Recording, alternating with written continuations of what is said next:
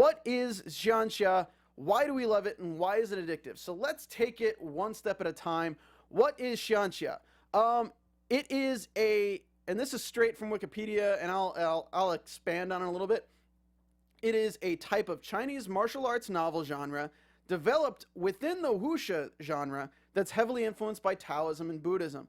It's basically a way of making martial arts novel writing supernatural, with more at stake, with more kind of fantasy elements, with dragons and spirits, ghosts, immortals, and magic, all sorts of things. And it usually always centers around one central theme of cultivation of the body, spirit, and mind to achieve greater goals through different circumstances and different situations that threaten the life of our MC, the main character. If you don't know some of these abbreviations that people really use a lot to describe these novels, MC means main character, OP means overpowered.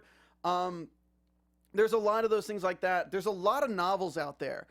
So you'll see in the Reddit threads, people are like, ROTWRT or MW or what's another one? AWE is a will eternal. Like, so you kind of have to familiarize with a lot of these abbreviations, or you won't really understand what people are talking about.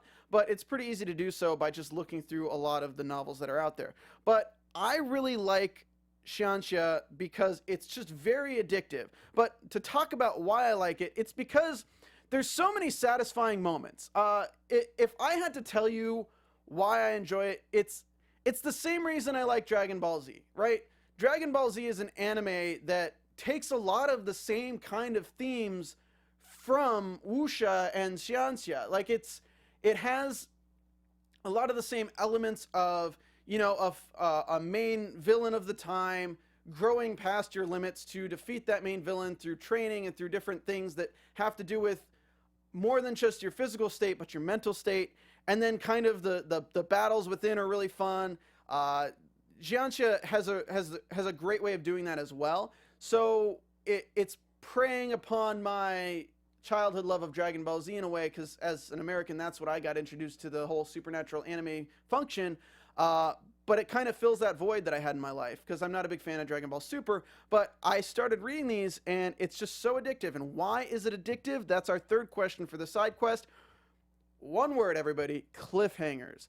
I don't know what it is, but Cocoon Cow, Ergen, I Eat Tomatoes, all these authors are just phenomenal at creating cliffhangers with every single chapter. And it's the same kind of thing that you're reading a chapter and it ends and you're like, well, I have to wait 24, 48 hours, or maybe if you're reading one of the less updated novels, a week for the next chapter. And you're like, I'm going to go to Patreon and spend money to read that, because you're just left hanging on the edge of your seats, which can sometimes suck when it's within kind of an arc that seems like filler. Like, I know A Will Eternal had one about 300 chapters ago with, you know, the whole romance thing with, you know, it's like comedy, but it's also kind of filler arcs. But then when it's at those moments, like the most recent arc on A Will Eternal is like, oh, I gotta read that next chapter. That's why I'm 10 ahead of the rest of public chapters. That's why I can't talk about that novel so much, because I'm so far ahead, because I pay money to be so far ahead.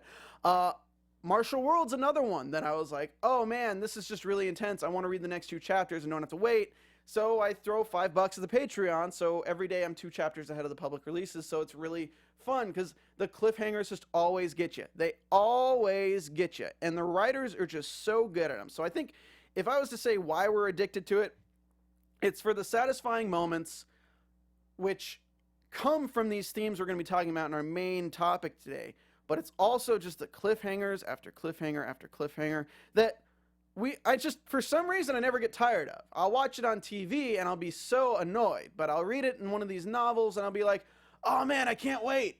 Which, it just, again, goes back to that centralized thing in my mind of Dragon Ball Z. Next time on Dragon Ball Z! Like, that's the kind of feel you get every time you finish one of these chapters, and it just keeps drawing you back in.